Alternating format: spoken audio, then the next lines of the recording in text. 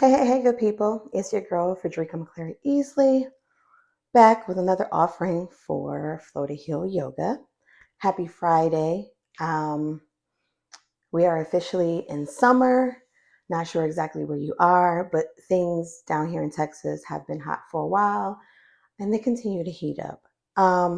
So I've missed y'all. I've put some offerings up, but I have been deep in graduation mode, having different youth of the family graduating from high school and grammar school and college. And so I have been on the road. One of the things, though, that has been on my mind is, especially for women, one of the things that we lose so quickly or um, don't often put the time into developing is upper body strength, right?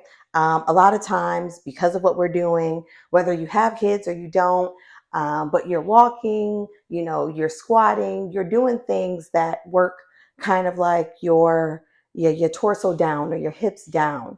But oftentimes, this part, in our arms, we don't pay as much attention to. And so today, I wanted to go over a flow. So it's going to be like 3 or 4 poses that we'll rotate through.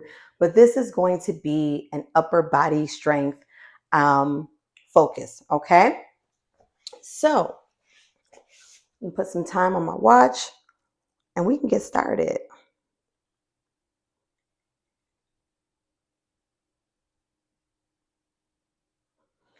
All right. So the first pose that we're going to do, I'm going to go through the poses really quickly, walk you through them, and then we'll put everything together and actually flow. So the first one I'm going to go to, it's called Cobra. Okay. In Cobra pose, your shoelace side of your feet are down, your thighs are actually on your mat, and you're using your arms, spreading your fingertips so that weight is distributed, but a lot of the weight is going to be in your palm, so towards the back, like towards your wrist, and you're using your arms to lift your upper body. So if we started totally flat and just pushed up, this is our Cobra pose, okay? Being sure to not lock out your elbows, to keep a slight bend in your joint. And we're using our arms to hold the weight of our upper body. The next is downward dog. So downward dog is great for stretching out the back line of your body, right? So you're thinking about your hamstrings and your calves and things of that nature, and even your glutes. But it is also good for building upper body strength because depending on how you position your legs, you are also using your hands, using your arms to hold the weight of your body. And all a down dog is an inverted V. Okay. The other pose that we're going to do is a side plank.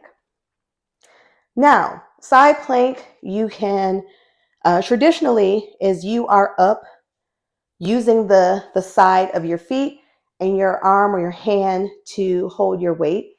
We can do a modified side plank where your leg that's closest to your mat or the floor, that knee is down. And now you're stretching up. Okay. So those are the 3 poses that we're going to do. We're going to do Cobra. We're going to do down dog. We're going to do side planks. I'll also show you a modified push-up. Okay. So we know traditional push-up is you are on your toes and you're coming down. That's a traditional. Modified is you being on your knees and coming into a push-up. So those are actually 4 poses that are great for working on upper body strength that you can incorporate into or make them into their own flow. And that will help with building up this aspect of your body. All right. So we're going to get into it. Put 3 minutes on the clock. Here we go. I'm going to start with take a deep inhale. And on my exhale, push up into cobra. And you can play with tucking your toes or bringing them to your shoelace side to engage your calf muscles. We're going to push up and pump out a few modified push-ups. Be sure to engage your glute and your core. Next, we're going to tuck our toes and push up into a downward dog.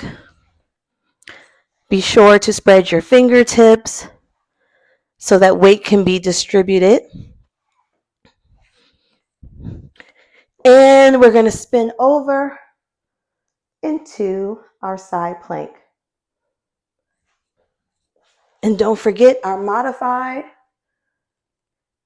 is putting our knee down. Be sure to engage your core and your glutes as you are in the side plank. And there you have it. 4 poses that you can use to build upper body strength. I will see you next week.